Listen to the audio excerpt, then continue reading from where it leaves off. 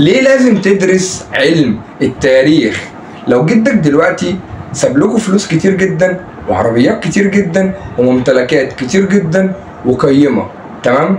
انت دلوقتي هيبقى عندك فضول ولو بنسبة 1% تعرف جدك جاب الحاجات دي ازاي؟ جدك قدر ان هو يوصل للحاجات دي ازاي؟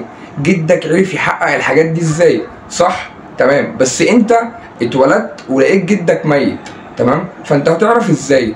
يعني ما فيش وسيله او ما فيش اي طريقه انت تعرف بيها غير حاجه واحده بس، وانك تسال باباك. باباك كان عايش في الفتره اللي جدك كان عايش فيها، فهيقول لك بكل سهوله هو ايه اللي حصل بالظبط وازاي قدر يحقق الكلام ده، وهيقول لك الطريق خطوه بخطوه، صح؟ وهنا يجي دور علم التاريخ. التاريخ بيعرفنا حاجات عن فترات معينه، ناس معينه عاشوها، الحياة بتاعتهم كانت عاملة ازاي، كانوا بيعيشوا ازاي، ايه هي الطريقة بتاعت حياتهم، كانوا بيستخدموا ايه، كانوا بيعملوا ايه. احنا ما عشناش فتراتهم بس بنعرف هم عملوا ايه في الفترات بتاعتهم بكل جوانبها حرفيا من ناس كانت عايشة معاهم. وهنا يجي اسم المؤرخين اللي معاصرين الوقت دوت، وده يجي أهمية دراسة علم التاريخ. زمان الانسان كان بيدور على الاكل والشرب بس، دوت اهم حاجه في حياته، ياكل ويشرب ويبقى في امان. فكان عايش فين؟ في الهضاب وفي الجبال بس. طب ليه كان عايش في الاماكن العاليه قوي ديت؟ علشان يبقى بعيد عن الحيوانات المفترسه او اي حاجه تاذيه، وفي نفس الوقت بينزل له ميه الامطار، ففي ميه، فقادر يشرب، فقادر يستخدم كل حاجه. وجت فتره وحصل جفاف في الجبال وفي الهضاب، فإذا الإنسان كان عايش في مكان عالي عشان يحمي نفسه من الخطر، بس فجأة واحدة مبقاش في مية، فهيضطر إن هو ينزل فين؟ ينزل على الأرض ويبعد عن الأماكن المرتفعة ديت، يبدأ يشوف الدنيا تحت بتتكلم إزاي.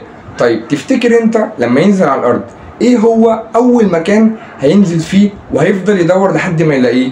بالظبط، هو فوق نزل ليه؟ عشان مفيش مية فوق، فهينزل تحت عشان يدور على أي مكان فيه مية. وهنا يجي دور نهر النيل مثلا في مصر، او دور دجلة والفرات، بلاد ما بين النهرين.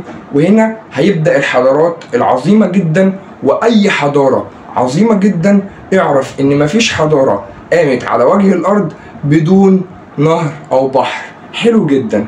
الانهار ديت لما كانت موجودة، طيب يجي سؤال دلوقتي، النهر ده هيفيدني بايه مثلا؟ يعني لما يكون في نهر، ايه علاقه النهر اصلا بالحضاره؟ هقول لك لا، ده ليه علاقه وعلاقه كبيره جدا. النهر لما يكون موجود هتقدر تزرع، فلما تقدر تزرع هتقدر، انت كنت فوق بتعمل ايه؟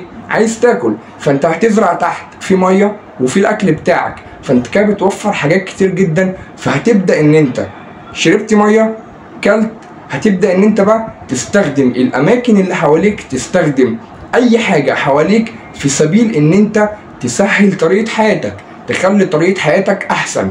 تبدا تعبر عن الحاجات اللي في دماغك، عباره مثلا عن معابد، عباره مثلا عن اعمده، عباره مثلا عن اي حاجات. ودوت هتبدا تفسره في برديات مثلا، او هتبدا تفسره في كتب، ازاي مثلا انا اقدر اعمل الحاجه الفلانيه. ودوت بالنسبه لهم زمان كانت حاجه سهله جدا. ليه؟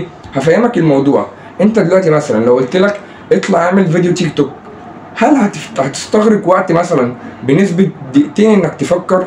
ولا اي حاجة، هتفتح التليفون تصور تبص خلاص الفيديو خلص، صح ولا غلط؟ ليه؟ بالنسبة لك الموضوع ده سهل جدا.